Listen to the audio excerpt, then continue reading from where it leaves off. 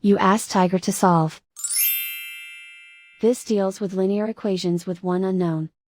The final result is x equals -3. Let's solve it step by step. Group all constants on the right side of the equation. Add 17 to both sides. Simplify the arithmetic.